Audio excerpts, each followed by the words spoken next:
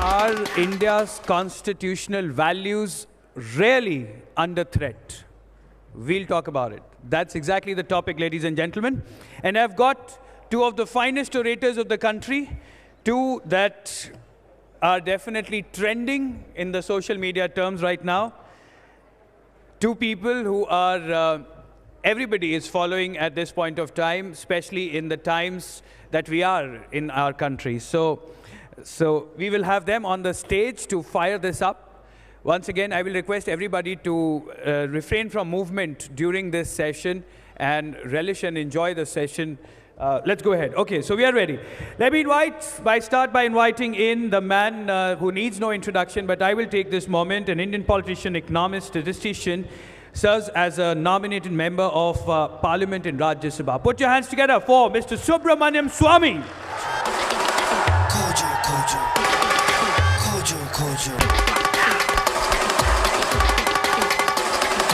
Along with him, put your hands together for Mr. Asaduddin Owaisi, Parliamentarian of India and President of AIMIM. Welcome, sir.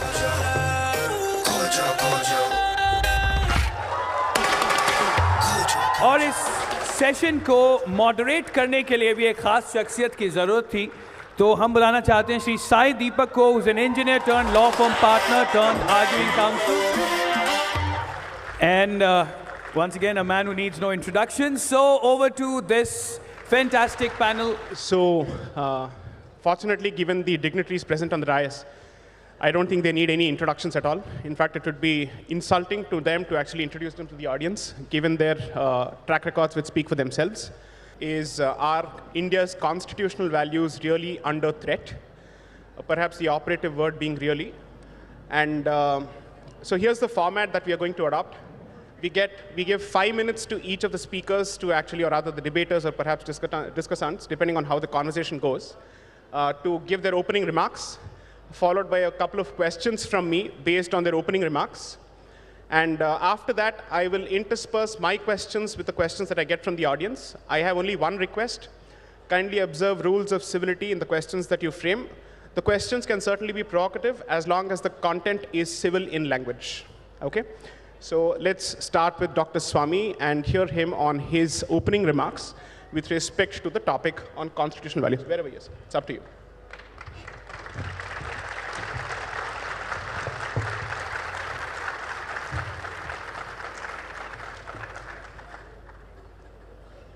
Well, the issue that is posed is about constitutional values under threat now. That means that it wasn't under threat before. Would you say the state of the emergency that was declared, was that a threat or not?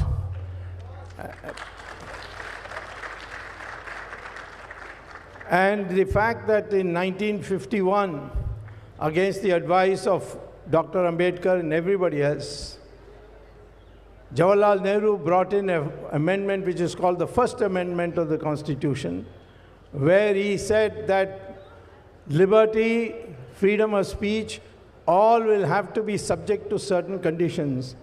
And a new article was inserted into the Constitution called 19(2), which now outlaws speaking about seditious matters. It outlaws protesting, which is of breaking laws. It's a whole lot of restriction which was not there in the original Constitution adopted on the 26th of January 1950. So the threat to the Constitution has been going on for a long time, but we also have noticed that people have struggled, fought against it. For instance, the emergency had to be withdrawn, and the people showed what democracy means to them, because the most educated sections of India, that is South India, the 4 states of South India, voted for Mrs. Gandhi in the election, and the most uneducated part of India, which is North India, voted against Mrs. Gandhi and defeated her. So it's wrong to say that education is what prepares you for the Constitution. Most Indians have not read the Constitution. The Constitution has many things which I'm sure Mr. Owaisi will never agree is a constitutional value. For instance, Article 48 says there shall be a ban on cow slaughter. I'm not sure he will agree on that. Constitution, Article 44 says there shall be a uniform civil code. I don't know whether he'll agree to that. Article 351 of the Constitution says that Hindi, which will be the link language, shall have largely Sanskrit words and secondarily words from other languages. I don't think that many people in our sophisticated world would agree to that. So the real problem today is, what do you mean by constitutional values? Can you sit in dharna with children when the Juvenile Justice Act says that taking children to illegal demonstrations is a crime punishable by 7 years? I have not seen anybody being punished yet on this Shahadeen or whatever place demonstrations have taken place. So our liberty has gone much beyond the Constitution, and it is under no threat whatsoever. Thank you. Mr. Owaisi.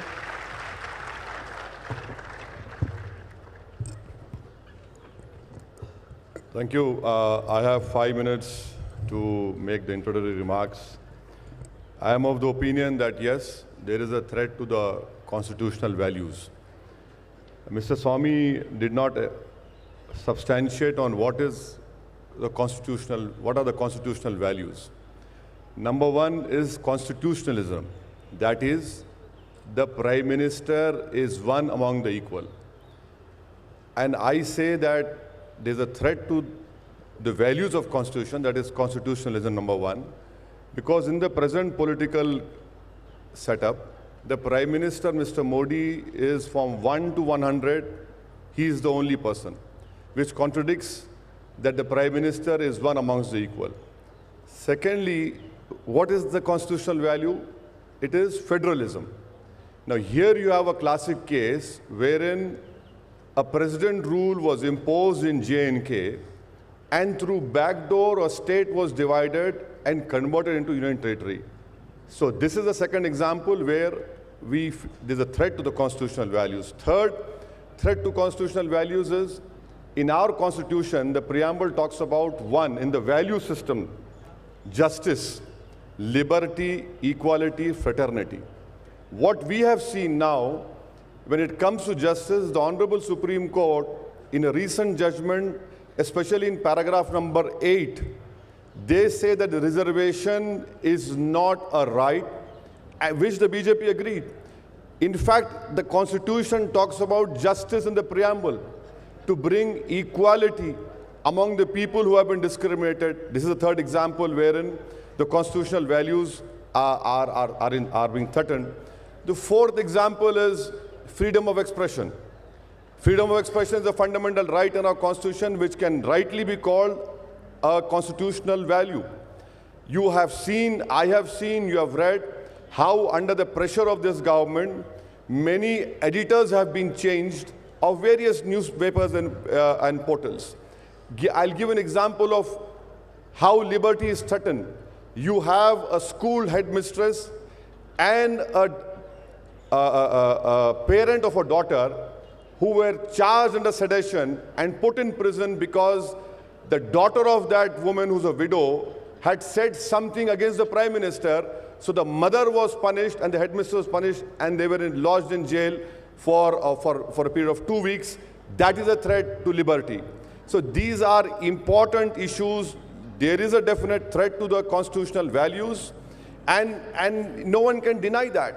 So and the last and important point is that when I say there's a threat to the constitutionalism, that is, we have separation of powers, which is again part of a basic structure of Constitution. Here you have a Prime Minister who has weakened legislature, who has weakened judiciary, and now what we hear is that the Prime Minister is a genius.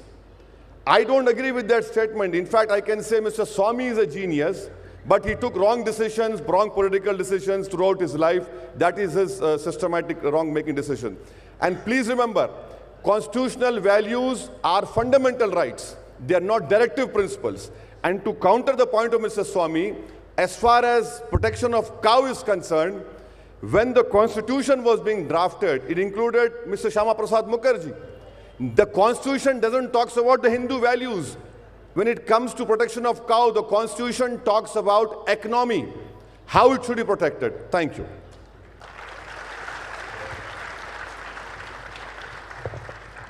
So I've been made a specific request that as much as possible, if we could speak in both English and Hindi for the benefit of the audience, that would help. Sure, great, okay. So I'll start with my first question. I'm so sorry.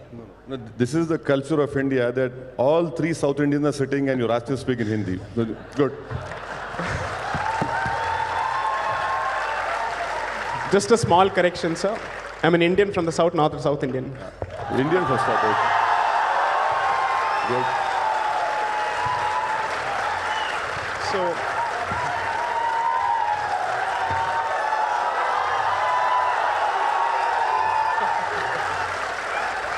So I'll start with my first question to Dr. Swamy. Since the topic of the debate happens to be constitutional values, I remember you making a statement, and in fact, perhaps you've even written on it, that the Constitution, at the heart of it, is a dharmic document, and it sees India as a Hindu Rashtra. And I suppose that this entire statement or conclusion comes from your experience with handling constitutional law and having read it. For the sake of the audience, could you please enlighten us as to what is the basis of this statement? Because I've read the constitution debates myself, and I'd like to understand your position on this. Sure. First of all, I must repeat again, this topic that you have framed, the critical word is now. And whatever Mr. Owaisi said, while I don't disagree with it, but I will say this has been happening all through the last 70 years. But he is only bothered about the last 5 years. That is the problem. The threat to the Constitution will always be there because we are a country which has come through out of imperialism and foreign invasions, and therefore this process of becoming your mindset to being prepared for abiding by the Constitution is going to take time, and that means through struggle. So therefore, this word, if you were to ask me, this debate was badly framed because you used the word now. So once you have dropped the word now, I'll come to this question. First of all, I will also say that the directive principles are not, you can't, individual citizen cannot go to court and say, these directive principles I want to enforce because it is my fundamental right. True.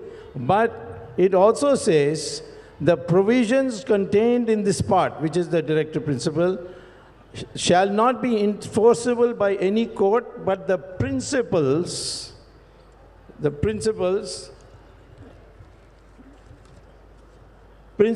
therein laid down are nevertheless fundamental to the governance of the country, and it shall be the duty of the state to apply these principles in making laws.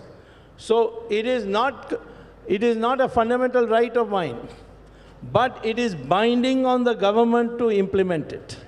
So it is a mandatory provisions, number one. Number two, when I spoke about this question of this being already a Hindu Rashtra's constitution, I don't need a new constitution, because people were saying there should be a new Hindu Rashtra constitution. I said, why? It's already there. All that the Hindu Rashtra would require is already there. First of all, in the preamble, they have said faith is a fundamental right. So in this Ram Janmabhoomi, we won the case because my petition, which came in and said that my faith is that Ram was born here, and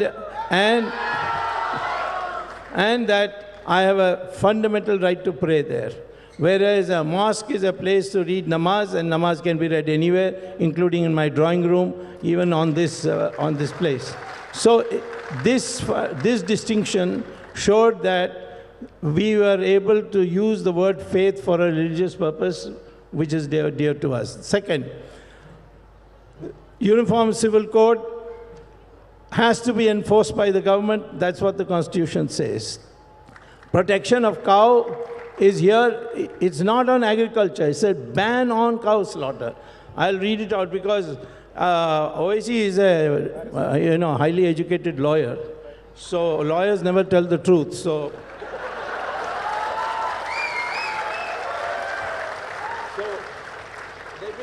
let me read out what exactly it says. And so that there is no doubt in this at all. 48. Protection and improvement of environment and safeguarding of forests and wildlife. The state shall endeavor to protect and improve the environment and safeguard the forest with life, etc. Then it goes on to say that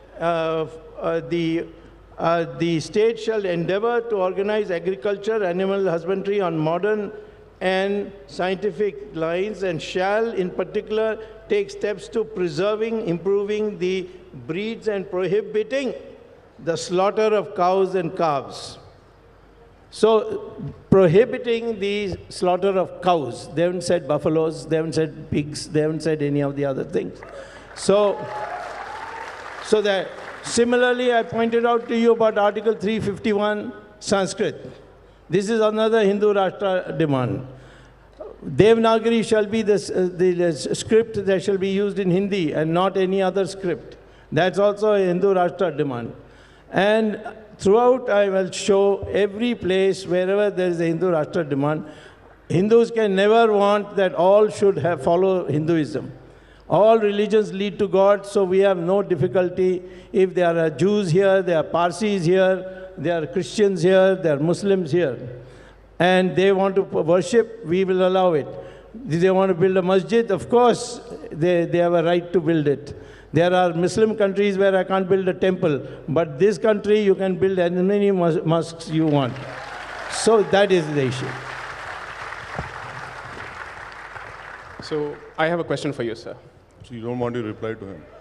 You can respond to him after I ask my question. Yeah? Okay. So from what I understand, and please correct me if I've got the history wrong, AIMIM is the successor organization to the MIM, which was, it was not? I see. So it was started by Mr. Qasim Rizvi, who fled to Pakistan in 1957. You got your history and facts wrong. I thought he was for the support of the creation of a South Pakistan, which is the Hyderabad princely state. Let me just finish my question. Let me just finish my question. You can correct me. I'll allow you to correct me. So my question is, as a party, which assume for a moment it's a misplaced conception or it's a misplaced assumption, which sees itself as the legal successor of MIM. No, we don't. I'd like to understand. Your question is how wrong. have you managed to chart your journey from an entity which was for the creation of Pakistan to an entity which supports the Constitution of India? Just explain that to us. You're factually wrong. Okay, please go ahead, explain. So I don't know which history books you have read, but I can give you some good history books to correct your understanding of history. This is a political party which has no relation whatsoever with the earlier MIM. This is AIMIM. People who were called Razakars, they went to Pakistan. We have no connection whatsoever with the Razakars or with that MIM, which is called. This was a party which was established and registered in the Election Commission of India. We started our political journey in 1958 onwards. And when you register a political party, you have to subscribe and accept to India's constitution. And that is how this political journey has started from 1958 onwards. Okay. So since you mentioned that under this particular government, there has been a lot of, let's say, sabotage as far as the constitution is concerned, I remember that Shri Salahuddin Owaisi, your father, was a contemporary of Indira Gandhi. So I'm trying to understand what was the position taken by your party as an organization towards the policies of Miss or Mrs. Indira Gandhi during her regime, especially during emergency and subsequently. Well, you see, these are journeys wherein sometimes you are in weather of winter or autumn. So, politicians have to travel to various weathers. We supported Mrs. Gandhi, we opposed her, and this has been the reality. And that is why even Mrs. Gandhi came to our party office for the Sikandarabad by-election. Mr. Shiv Shankar was contesting. So she came to our office and we supported her at that time. Then we opposed her as well. And now I am a bitter opponent of Congress, and that is why I carry this baggage of being B team, C team, I don't know which team it is. So this is what politics continues. I see. You wanted to respond to Dr. Swami's point. Okay, now to respond to Dr. Swami's point about calling constitution a Hindu Shastra, right? Hindu Rashtra. He says it validates the concept of Hindu Rashtra. Hindu Rashtra. Yes. For me, the constitution is not a religious book. It is not even a piece of literature. And for me, religious text is what? That governs my relationship with my God, who I believe in. Constitution, that is not the case with the Constitution. The Constitution is a legal text which says that India has no religion. India has no religion. India celebrates all the religions. In fact, India even celebrates people who don't believe in God. So on that point, Mr. Swami is wrong. Secondly, Mr. Swami read from the Constitution. He's reading some directive principles. What is the word he used? The state shall endeavor. Now, as a legal student, I am not a legal luminary, Mr. Swami. He's a rightful successor of Lord Denning, I can say that. So, the word shall and word may means is mandatory. The word shall is not mandatory. It's the other way around. Okay. No, it's the other way around. Let me plain English tells me it's the other way around. Let me complete. Endeavor. Now, endeavor, when it comes to endeavor, is it compulsory in the government? No. And when you talk about, sir, that cow slaughter, you read earlier. Can I just pass me that? 1 minute. I could have got it there. See, when it comes to cow slaughter, what it is under directive principle of Organization of Agriculture and Animal Husbandry. Organization of Agriculture and Animal Husbandry. So where is the question of acceding to the Hindu religion over here? And please remember that when Constitution was being made, Shama Prasad Mukherjee was there. And then Mr. Swami talks about directive principles. He talked about Uniform Civil Code. Let me read 51B. To cherish and follow the noble ideals which inspired our national struggle for freedom. He is against protest. How did we get our freedom? Had we not protested? And didn't Ms. Swami's party protest with Anna Hazare? You did protest. You did protest. I mean, not you in person. You don't come out on roads, you go to courts. Yes. But there was a protest. There was a protest. And then you talk about directive principles, sir. You know, for Uniform Civil Code, what will be the Uniform Civil Code? Please tell me. Can you reconcile the Daya Bhaga and Mitakshara school of thought? Can you ensure that the Hindu undivided family tax rebates are given to every religion? Isn't that contradicting right to equality? And moreover, sir, you're an economist. Please tell me, sir, I want one answer from you. This present government, how much allocation has been made for protection of cow? May I? Yeah, please. Go ahead. Shall I speak in Hindi now? Or? Sure. Absolutely, please. No compulsion.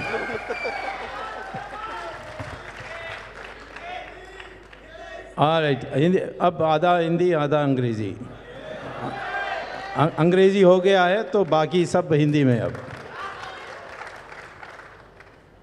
यहाँ जो लिखा है वो जो इन्होंने पढ़ा है उससे भिन्न है.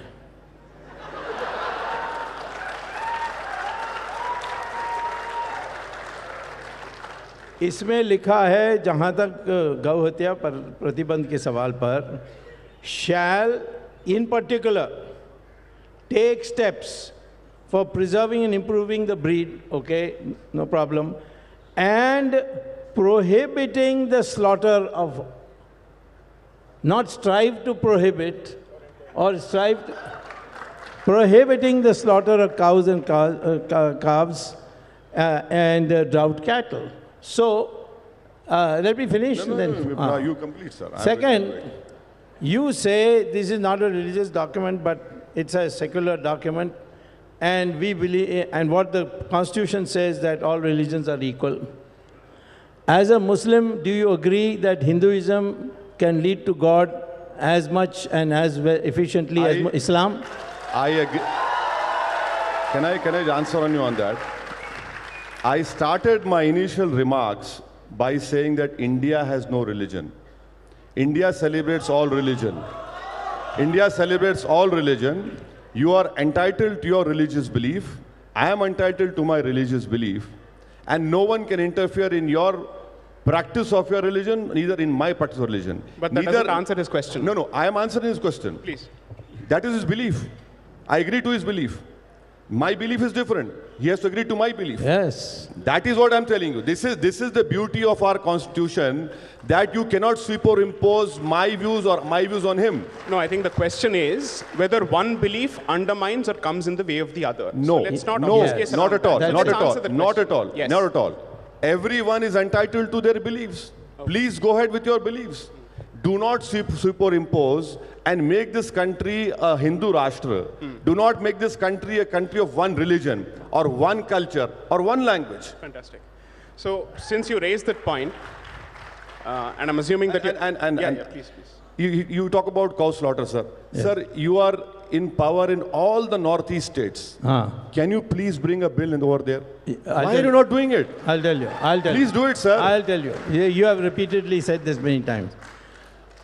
We Hindus believe that the breed called Bos indicus is the sacred cow. The cow in Northeast is Bos taurus. We have no reason to protect them.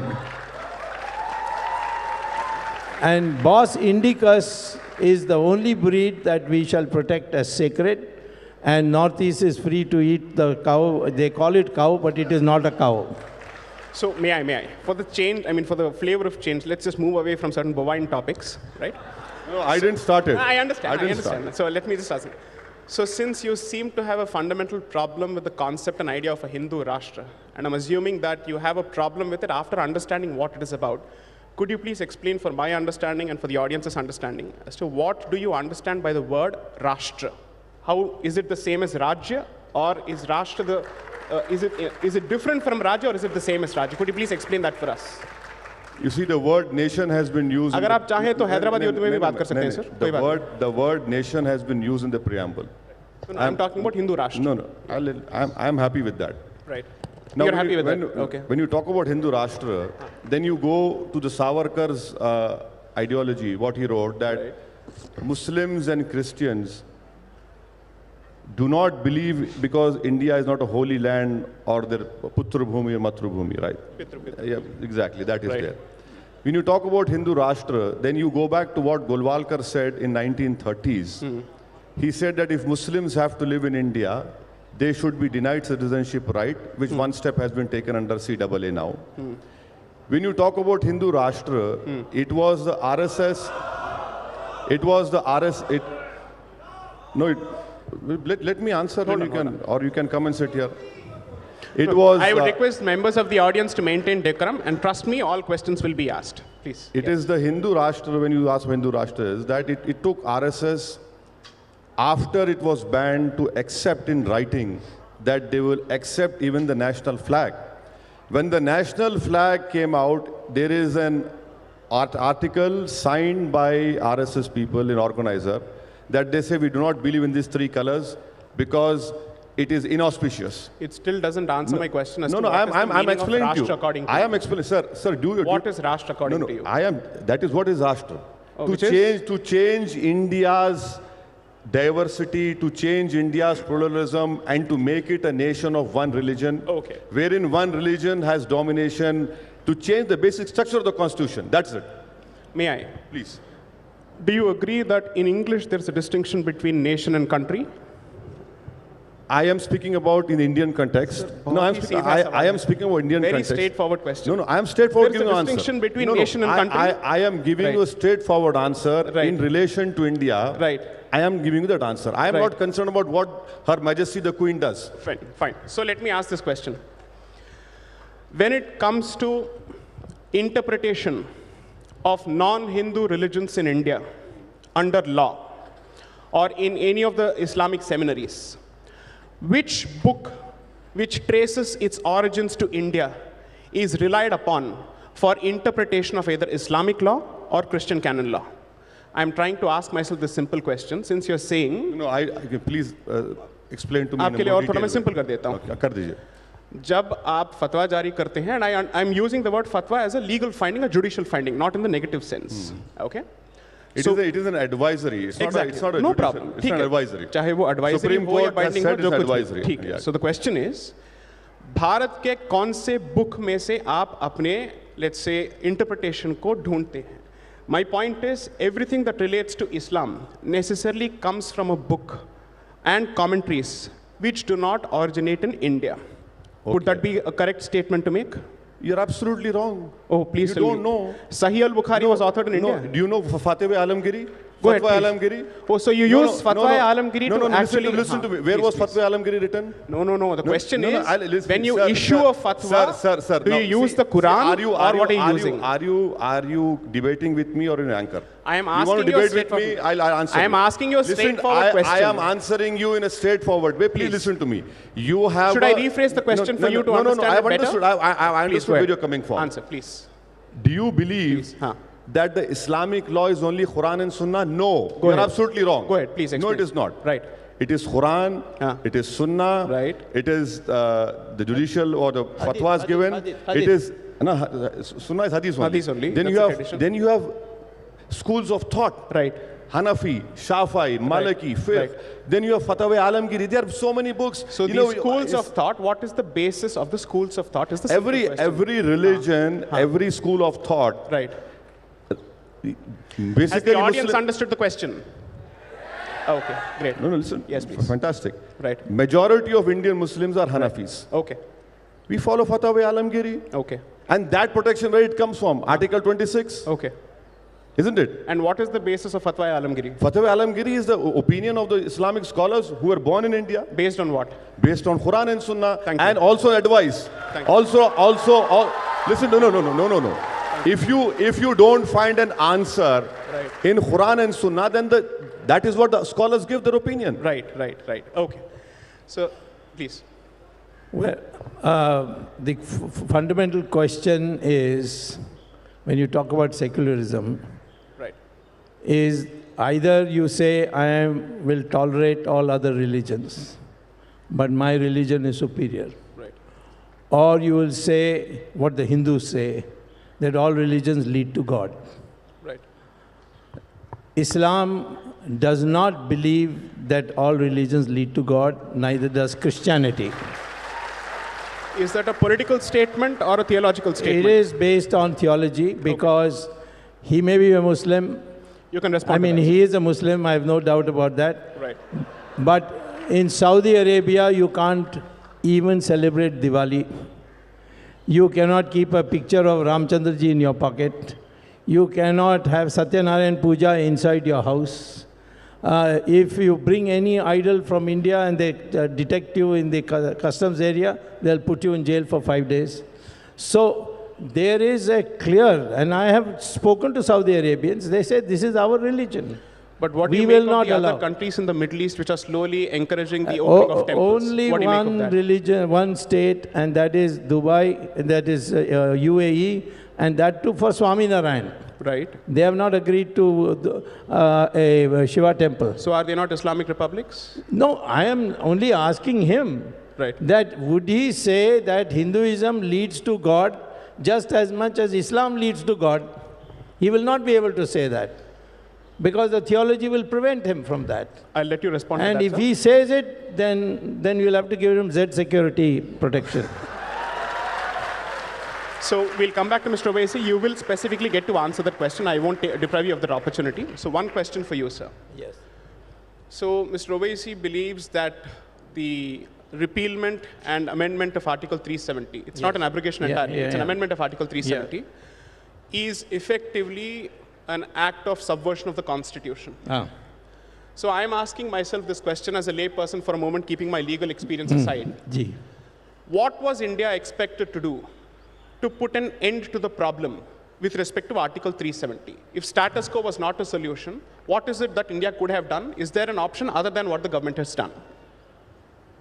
there are two places. I'll speak in Hindi. Please, sir, please. दो जगह में आपको यहाँ से आपको संकेत मिलती है कि क्या कदम उठाना चाहिए. पहला है कॉन्स्टिट्यूएंट असेंबली. कॉन्स्टिट्यूएंट असेंबली ने पूरा संविधान का जो काम था वो 26 नवंबर 1949 तक पूरा कर दिया था. 16 नवंबर को एक नया अमेंडमेंट लाया गया कि आर्टिकल 370 इसमें जोड़ा जाए. अंबेडकर ने कहा मैं गद्दार नहीं हूँ इसीलिए मैं नहीं मूव करूँगा, यद्यपि वो चेयरमैन थे. तो फिर गोपाल स्वामी आयंगार जो कश्मीर में रीजेंट थे उनको बुलाकर उनको मूव करने के लिए किया. बहुत ज़बरदस्त विरोध हुआ. तो सरदार पटेल खड़े होकर कहा, जवाहरलाल नेहरू यूएन चले गए और वो थोड़े दिन में वहाँ पूरा समाधान हो जाएगा, उसके बाद इसको हटा देंगे. तो संविधान में एक ही आर्टिकल है जिसमें लिखा है कि राष्ट्रपति की विज्ञप्ति से इसको रद्द किया जा सकता है. मैं पढ़ सकता हूँ बट तो मैं बता रहा हूँ. और हेडलाइन में लिखा है temporary provision to the state of Jammu Kashmir. Jammu Kashmir में भी एक कॉन्स्टिट्यूएंट असेंबली थी जिसने एक जम्मू कश्मीर के लिए कॉन्स्टिट्यूशन बनाया. उसमें इन्होंने लिखा है कि Jammu and Kashmir is an integral part of India. 370 का कोई लिंक है ये सब कुछ कहीं भी लिखा नहीं है. तो जब टेम्पररी प्रोविज़न है इसको हम कैसे परमानेंट कर सकते हैं? और हमने कोई फतवा नहीं जारी किया. हमने पार्लियामेंट में बिल को लाए और ये यानी अप्रूवल बिल लाए. माने बिल तो ज़रूरत नहीं थी क्योंकि राष्ट्रपति ने विज्ञप्ति जारी कर दिया, बट उसको अप्रूव करने के लिए कि हाउस अप्रूव्स द राष्ट्रपति's नोटिफिकेशन, वो ऐसा हम ला करके किया. सारे जो भी कुछ हमने किया हमने कॉन्स्टिट्यूशन के हिसाब से किया.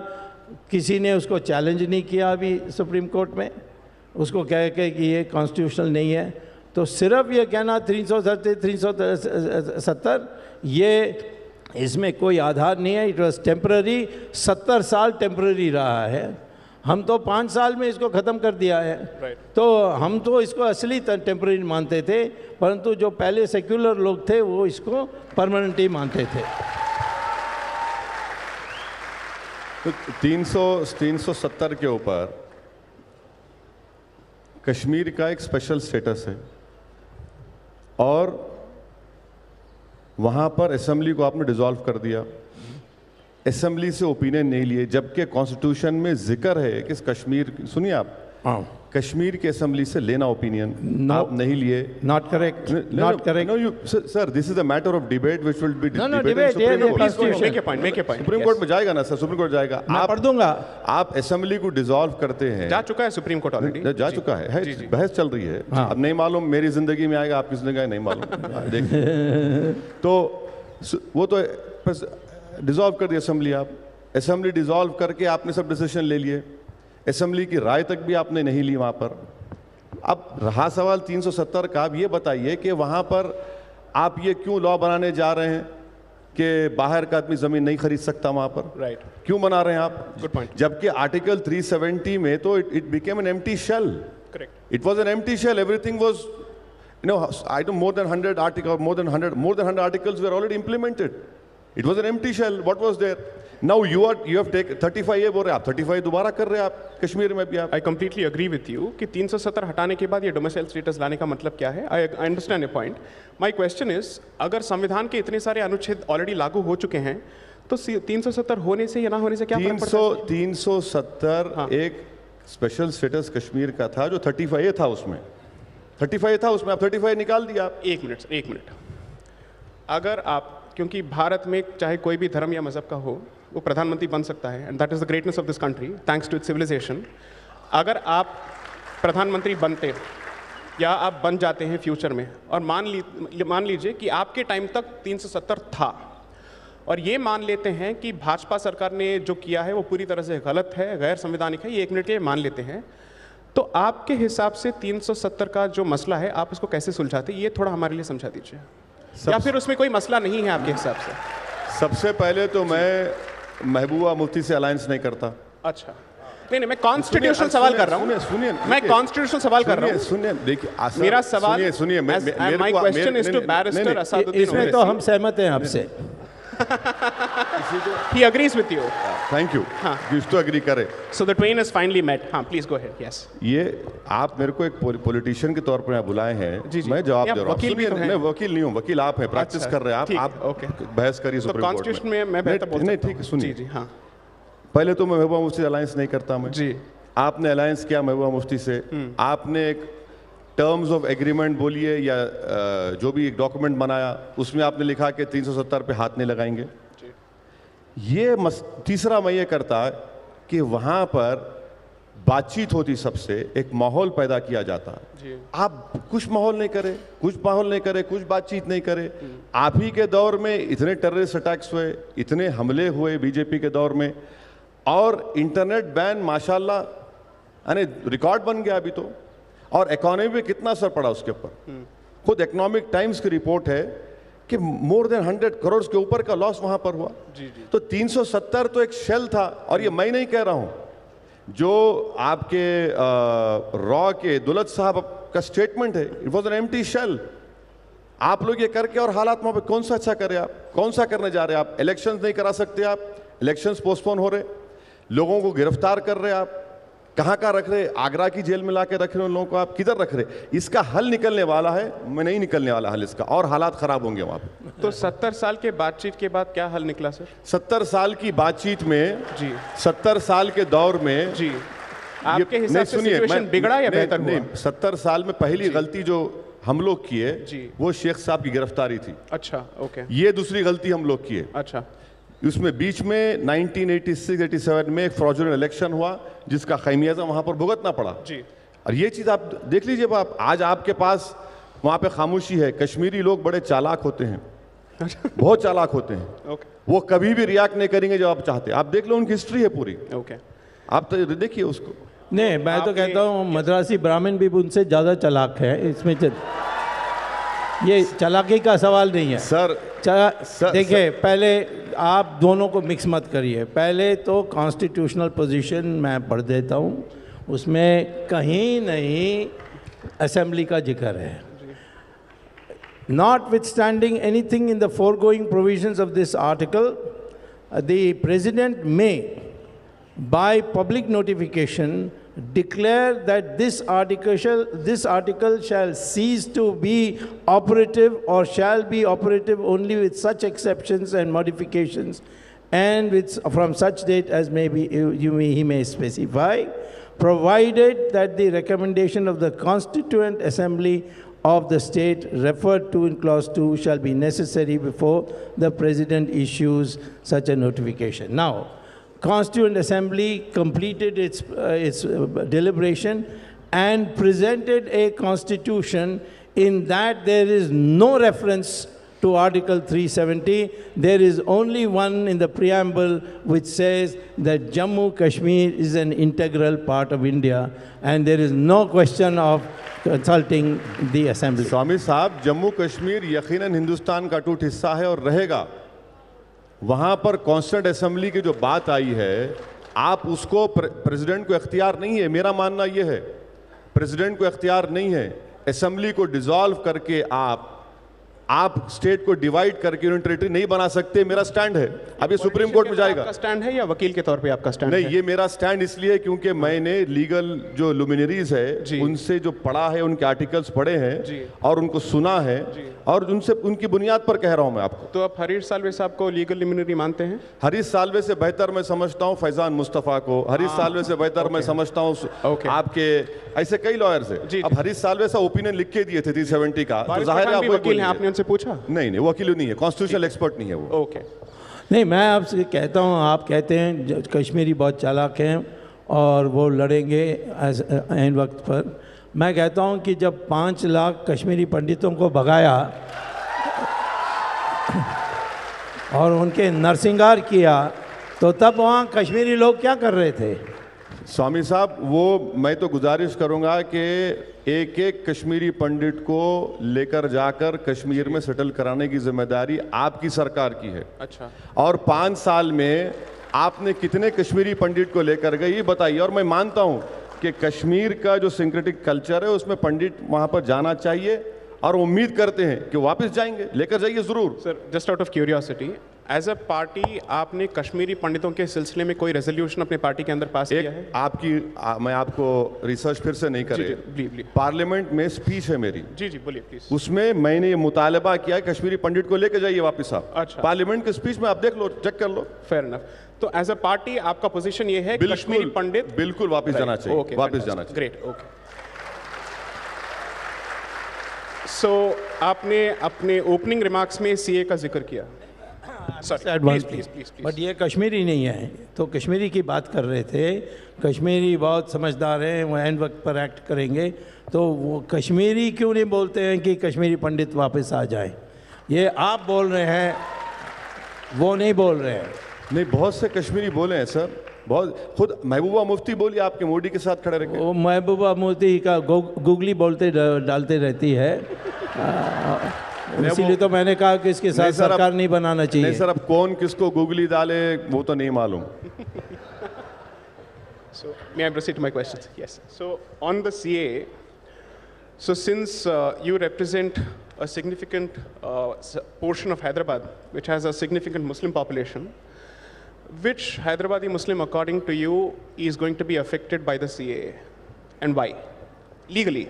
Not politically. No, listen to me. When I said all three are South Indians, you said I'm an Indian from South.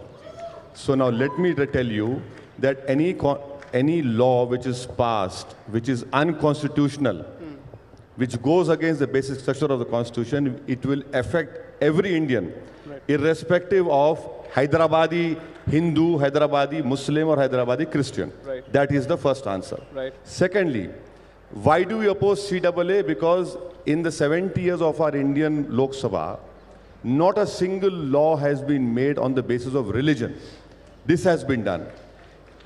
In my opinion, and in the opinion of many legal luminaries, which you will again ask which name, is that it violates right to equality.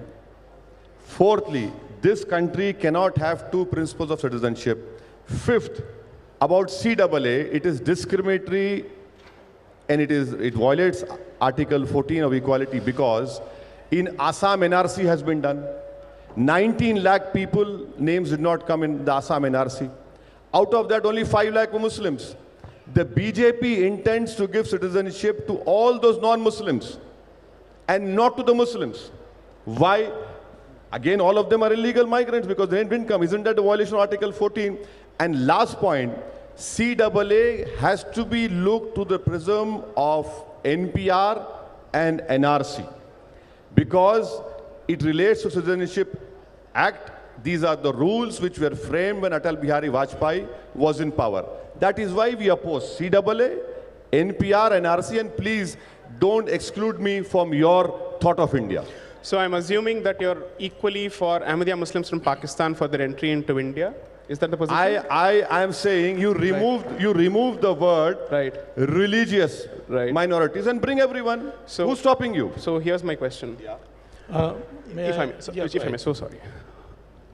The treatment that Razakars under the Nizam meted out to Hindus in Hyderabadi Princely state is the same treatment that Hindus No, in you are I'm jumping not from talking to you. CAA. Look, This is not a- my no, hold on. answer Let me has finish my touched a question. raw nerve in you. Let me finish I know, my and see, my answer has touched a raw nerve in you. एक minute, Now look at your thought process. मैं अपना From CAA, you can drink water if you want. No, मैं From अपना सवाल तो खत्म कर दूं, from सर। मैं अपना सवाल तो CAA, खत्म you have कर दूं। jumped to Razakar. My point I have is- told you, no, listen to me. You're I have turning me told into a you. debater from a moderator. No, I'm just you're asking not you a a question. moderator. I'm asking you a question. You are trying to become another Subramanian Swami, which will never happen in his life. I agree that there can never be another Dr. Swami, and I don't aspire to be him as well. Let me just ask this question. आप सवाल से इतना क्यों डर रहे हैं? मुझे तो सवाल तो पूछने बैठा हूँ दीजिए। सर, तो मुझे पूछने दीजिए ना। मैं इस प्रोग्राम में इसलिए आया हूँ क्योंकि मेरे को मालूम है पूरे आरएसएस के लोग बैठे हुए We इसलिए आया हूँ appreciate your guts. हाँ। Absolutely. So here's my thing. One, to be fair to the audience, I think the अच्छा, audience. आप बोलिए, मैं आपका बोल देता सवाल हूँ। बोलिए। I think the audience has been fairly open to ठीक, both ठीक, points of view. ठीक है, आप बोलिए, right? आपका Okay. सवाल क्या है? मेरा सवाल ये है कि जो ट्रीटमेंट रजाकर्स ने हैदराबादी हिंदुओं के साथ किया था, पाकिस्तान में हिंदुओं के साथ वही हो रहा है. Therefore, there is a specific persecution which is based on religion. जब प्रॉब्लम का बेसिस ही रिलीजन है, तो सोल्यूशन का बेसिस रिलीजन क्यों नहीं हो सकता? ये थोड़ा समझा दीजिए। इसलिए नहीं हो सकता जी। इसलिए नहीं हो सकता क्योंकि भारत का कोई रिलीजन नहीं है। अच्छा, उनका तो रिलीजन है। भारत का नहीं है जो religion। मर रहे हैं उनका तो रिलीजन भारत है। का रिलीजन नहीं है। आप मेरे को मालूम, आपको पाकिस्तान की बड़ी मोहब्बत है, मेरे को नहीं है पाकिस्तान से। सुनिए, आपको पाकिस्तान से बड़ी मोहब्बत है, अफगानिस्तान से है, आपको बांग्लादेश से, मुझे नहीं है सर। मुझे भारत से मतलब है और हमेशा रहेगा। रहा सवाल परसिक्यूशन का, आप परसिक्यूशन के ऊपर लेके आइए ना, कौन रोक रहा आपको? कौन रोक रहा आपको? तो let's ask ourselves this question. Recognize persecution but ignore the cause of the persecution is the solution. Persecution is persecution. Now, explain that to me, listen please. to me. Please. अगर कोई हिंदू पाकिस्तान से आकर भारत में रिफ्यूजी बनता है तो मुझे उसका गम नहीं है। रिफ्यूजी तभी बन सकता है जब वो परसिक्यूटेड है। सर, और मैं वकील हूं, वकील के तौर पे एक पॉइंट बोलने दीजिए। अच्छा, रूल्स में बताइए। अब ये CAA रूल्स में डिफाइन कर रहे, क्या परसिक्यूशन डिफाइन कर रहे? अगर वो रिलीजियस परसिक्यूशन हो चुका है, डिफाइन ही नहीं कर रहे ना। आपने डॉक्यूमेंट्स देखे? देखे। आप मेरी बात सुनिए, मेरी एक बात सुनिए, मेरी एक बात सुनिए। पाकिस्तान से कोई हिंदू आता है, अफगानिस्तान से आता है, बांग्लादेश से आता है, कहीं से भी आता है, लीजिए। आप रिलीजन के ऊपर कानून क्यों बनाए? आप एक्सक्लूड क्यों कर रहे हैं? ये राइट टू इक्वालिटी के खिलाफ है। कोई अंतर करता है तो कानून अनकॉन्स्टिट्यूशनल है। एक मार रहा है और दूसरा मर रहा है। आपके हिसाब से कानून दोनों के बीच में अंतर नहीं कर सकता है। Thank you, I understand, that's your understanding of the constitution and I understand you're no more a lawyer, so I'm with you. Okay, so let's take one or two questions from the audience. Yes sir, please. Just one correction. He mentioned Article 14. Right. Said is equality before the law. There are a number of Supreme Court judgments which interpret Article 14. But I will not read them. I'll give you a very simple example and ask him how he would treat that example. Today there is reservation for scheduled castes in jobs, in education. But there are no reservations for Brahmins. So can I say equality before the law, I should also get reservation if scheduled caste gets reservations? This question came before the Supreme Court, and what did the Supreme Court say? Article 14 would apply only when invidious discrimination is meted out to equals and similarly circumstanced people without any rational basis or relationship in that behalf. Now, in this particular case, these people who have come from Pakistan, and they were originally, there was the statement of Mahatma Gandhi in the prayer meeting that he would like to see the partition undone, and that he plans to go in February, that is a few days before his after his assassination, so he could not go. Therefore, he said, those who are there can stay there. But after that, Gandhiji was assassinated. Then Jawaharlal Nehru had a meeting with the Prime Minister of Pakistan called Liaquat Ali Khan, and both resolved that the minorities of both countries will not leave because they'll be safe, they'll be protected. But Liaquat Ali Khan was assassinated. And after that, the persecution started. And when these religions, this is not only Hindu religions, Hindu, Sikhs, Buddhists, Christians and Parsis. 5 religions are there. The persecution started, they were 30% of Pakistan's population, and slowly over a period of time they have now come down to 3%. And therefore, these persecuted people who have been coming from 1947 onwards have been living in camps because they have been treated as stateless. They have been treated as illegal immigrants. They can't get an Aadhaar card. They can't get a passport. So they have to get a dole from the government and live in tents. So in order to end this, and the last person who urged us in this, for which we have a tape, Manmohan Singh, as leader of the opposition in Rajya Sabha, said, please, Mr. Advani, please have some kindness for these people and give them citizenship. And therefore, that is what all we did. It is only restricted to that group of 31,313 in which no Muslim came from Pakistan saying that he is being religiously persecuted. Other Muslims who came, we offered them citizenship on the individual basis, like Tariq Fateh. He said no, he'll take Canadian citizenship. Taslima, she took Swedish citizenship. But the Adnan Sami, he took Indian citizenship, and everybody is criticizing us for giving him citizenship. Right. So therefore, please don't connect this with equality. Article 14 does not apply here at all. It is no question of being unequals being treated as equals. If Mr. Owaisi wants to say something, please have the last word. I just want to know from you, so you feel that the recent Supreme Court judgment on reservation is right? What did they say? That I didn't follow it. They said what you just said. That is... promotion, on promotion. Yeah, not only promotion, appointment and promotion. No, appointment they did not say. They said, sir, in paragraph 21. Then I'll have to, we'll have to have another debate with you. In paragraph 21, they did say that. No, we'll have another debate because you're all the time misquoting, so I've got to make sure that you're not I never misquote, sir. I'm telling you, paragraph 8, your government agreed. Paragraph 21, next they debate, said in appointment. Debate. Okay, thank you. It's always a pleasure to debate you, so I'm ready for another debate. So, on behalf of the organizers and the audience, I thank both participants, especially Mr. Owaisi for his patience with all the questions, and for the audience for putting up such a wonderful show. And I hope that I've done some justice to your questions, and Dr. Swami for all the time that you've given us. Thanks a lot. Thank you.